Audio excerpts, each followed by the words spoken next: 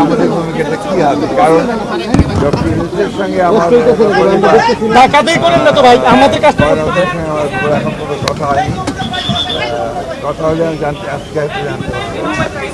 তবে আমার মনে হয় যে হয়তো দেশের সম্পর্কে প্রাধান্য পাবে, একই সঙ্গে ডেভেলপমেন্ট ব্যাপার, উন্নয়নের ব্যাপারটা প্রাধান্য পাবে। নট নেসেসারি, আগেও গেছে। হ্যাঁ, আগেও অনেকে।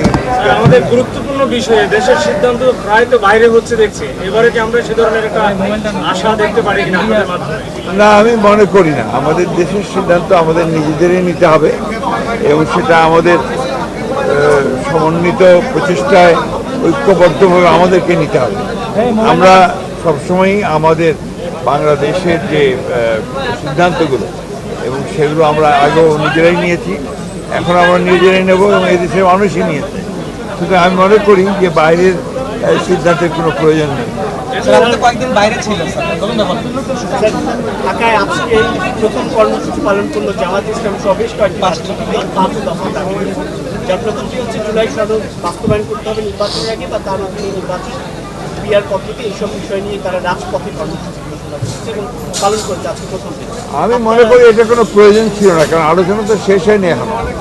আলোচনা চলছিল, আলোচনা চলা অবস্থায় এই ধরনের কর্মসূচির অর্থই হচ্ছে যে একটা অহেতুক একটা চাপ সৃষ্টি করা, যেটা আমি মনে করি যে গণতন্ত্রের জন্য শুভ নয় এবং সঠিক সিদ্ধান্ত নেওয়ার ব্যাপারেও শুভ নয়। স্বাস্থ্যকর অল টাইম হানিকম, সব সময় অল টাইম হেলদি লাইফ। বলছেন যে আলোচনা টেবিলে সমাধান হচ্ছে না এবং সেই সাথে তিনি বলছেন যে আপনার যেহেতু হচ্ছে না তাই তারা আসলে এই ধরনের এইভাবে রাজপথে আসলে সমাধান হয়ে যাবে।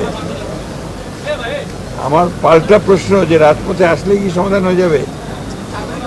আমরা এখন পর্যন্ত সবচেয়ে বড় রাজনৈতিক দল, এ ব্যাপারে কোনো সন্দেহ নেই। আমরা কিন্তু এখন পর্যন্ত কোনো ইস্যুতে এই আফটার দিস চেঞ্জ, এই পরিবর্তনের পরে কিন্তু আমরা কোনো ইস্যুতেই রাজপথে আসি। আমরা আলোচনার মাধ্যমেই সমস্ত কিছু সমাধান করতে চাচ্ছি।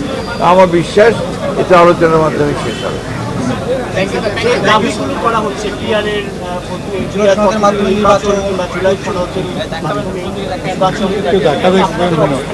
না, কেন আমরা বারবারই বলেছি পিয়ারের ব্যাপারে আমাদের অবস্থান থেকে অত্যন্ত পরিষ্কার। আমরা পিয়ারের পক্ষে নই, কারণ আমরা মনে করি যে বাংলাদেশের পিয়ারের কোনো প্রয়োজনীয়তা নাই। আপনার অন্য কোন কি বললেন? জুলাই সনদের তো চলছে, জুলাই সনদ আলোচনা চলছে, অনেকগুলো বিষয়ে আমরা একমত হয়েছি। সেই বিষয়গুলো নিয়ে সামনে আসলে একটা জিনিস যেটা খুব পরিষ্কারভাবে আমি মনে করি যে এখানে যেটাই করা হোক সেটা জনগণের সমর্থনটা হচ্ছে সবচেয়ে বড় প্রয়োজন। জনগণের সমর্থন আসে নির্বাচনের মধ্য দিয়ে, যে পার্লামেন্ট আসে সেই পার্লামেন্টের মধ্যে সেটা আসে। পার্লামেন্ট রাইট, সে সংবিধান পরিবর্তন করতে পারবে, সংবিধানের অ্যামেন্ডমেন্ট করতে পারবে, সেটা তো সেখানেই সম্ভব। তাদের দাবির মধ্যে আরেকটা দাবি আছে, জাতীয় পার্টি এবং 14 দলের রাজনীতি নিষিদ্ধের দাবিটা আছে। এই ব্যাপারে আমাদের বক্তব্য আমরা খুব পরিষ্কার করে আগেও বলেছি, এখনও বলছি যে আমরা কোনো রাজনৈতিক দলকে নিষিদ্ধ করার পক্ষে নই। ইনশাআল্লাহ খুব শীঘ্রই।